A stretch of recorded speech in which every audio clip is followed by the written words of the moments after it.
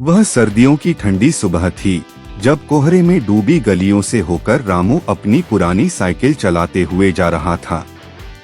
Cycle की घंटी खनकती, उसकी फटी हुई चप्पलें ठंड से ठिठुरती, लेकिन उसके चेहरे पर मुस्कान थी।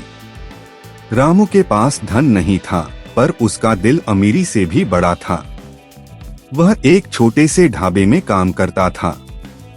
सुबह 5 बजे उठता, दिन भर बर्तन धोता और रात को वहीं कोने में लेट जाता। पर उसकी सबसे बड़ी पूंजी थी उसकी दोस्ती। उसका सबसे अच्छा दोस्त था आर्यन। आर्यन शहर का सबसे अमीर लड़का था, बड़े उद्योगपति का बेटा।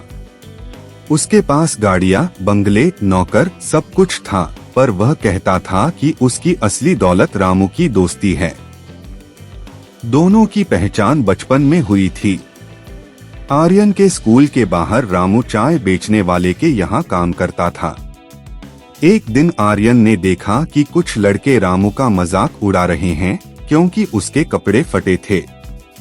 आर्यन ने आगे बढ़कर उन लड़कों से कहा, जिसे तुम गरीब कह रहे हो वही सबसे अमीर है, क्योंकि इसके पास शर्म नहीं, मेहनत है। उस दिन के बाद से दोनों की दोस्ती शुरू हुई और फिर इतनी गहरी हो गई कि सब कहते थे, रामू और आर्यन दो शरीर हैं, एक जान। आर्यन अक्सर रामू के ढाबे पर आता, दोनों साथ चाय पीते, हंसी मजाक करते और भविष्य के सपने देखते। रामू कहता, एक दिन मैं अपनी मेहनत से कुछ बनूंगा। आर्यन हंसकर कहता, तू तो पहले से बड़ा आदमी है रामू, तेरा दिल देख। कोई वक्त गुजरता गया। आर्यन पढ़ाई के लिए विदेश चला गया। उसने वहां बिजनेस सीखा और लौटकर अपने पिता के साथ कंपनी संभाल ली।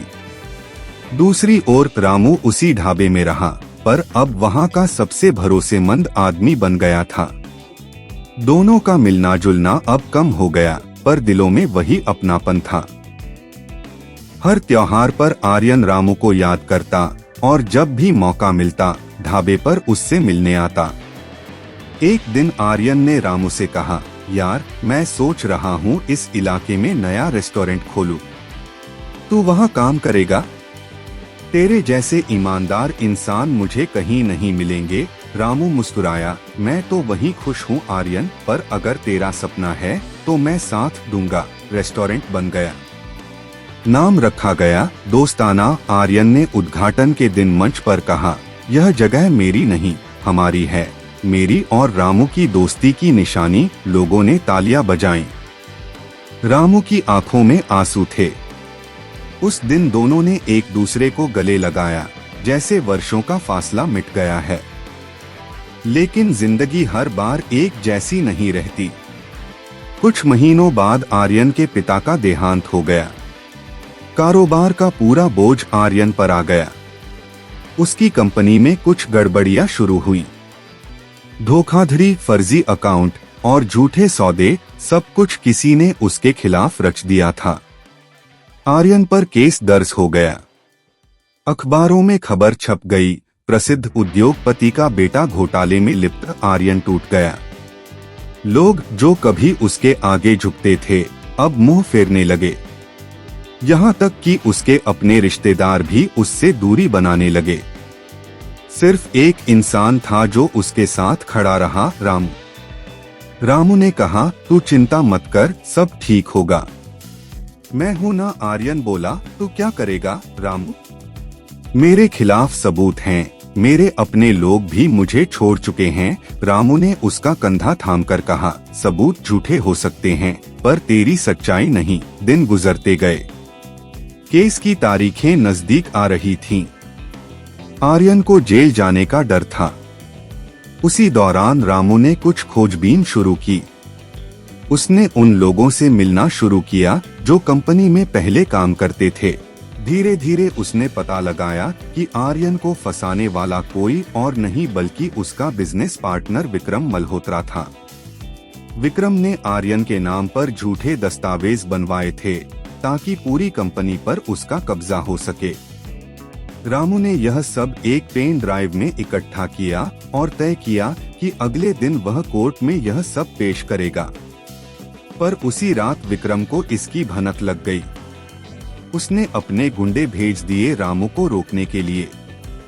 रात के 12 बजे रामू ढाबे से निकलकर आर्यन के बंगले की ओर जा रहा था। तभी कुछ लोग बाइक पर आए और उसके सामने रुक गए। उन्होंने कहा, दे पेन ड्राइव, नहीं तो जान से जाएगा। रामू ने कहा, यह सबूत आर्यन की बेगुनाही साबित करेगा, मैं इसे किसी को नहीं दूंगा। उन लोगों ने हमला कर दिया। रामू ने पूरी ताकत से मुकाबला किया, पर वे बहुत थे। एक ने उसके सीने पर चाकू मारा। खून से लथपथ रामू जमीन पर गिर पड़ा, लेकिन किसी तरह वह पेन ड्राइव को अपनी शर्ट के अंदर छिपाकर आर्यन के घर तक पहुंचा। दरवाजा खटखटाते हुए उसने कांपती आवाज में कहा, आर्यन उठ, तेरी सच्चाई बचाने आया हूँ। आर्यन दौड़कर बाहर आया, देखा रामू खून में डूबा हुआ है। रामू, यह क्या हुआ? रामू मुस्कुराया, तेरी सच्चाई अब सबके सामने आएगी। मैं हार गया आर्यन, लेकिन तू जीत जाएगा।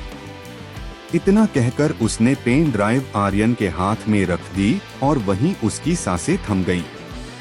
आर्यन चीख पड़ा। उसने उसे अपनी बाहों में उठा लिया और बोला, नहीं रामू, तू मुझे छोड़ नहीं सकता। तूने कहा था हम दो शरीर एक जान हैं। फिर तू कैसे चला गया? पर अब जवाब देने वाला कोई नहीं था। अगले दिन कोर्ट में वही पेन ड्राइव पेश की गई। उसमें विक्रम की सारी साजिश रिकॉर्ड थी, उसकी आवाज, दस्तावेज और वीडियो। आर्यन बरी हो गया, विक्रम जेल गया।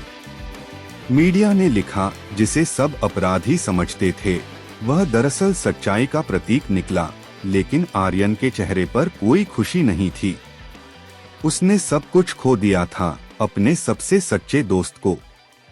उसने रामू की चिता के सामने सिर झुका लिया। आंसू बहते रहे, पर शब्द न निकले। कई दिन तक वह किसी से नहीं बोला। फिर एक दिन वह उसी जगह गया जहां वे दोनों बैठकर चाय पीते थे। ढाबे की पुरानी दीवार पर अब एक तस्वीर लगी थी, रामू की। नीचे लिखा था, दोस्ती अमर है। आर्यन ने उस दीवार को छुआ और कहा, तू अब भी यहीं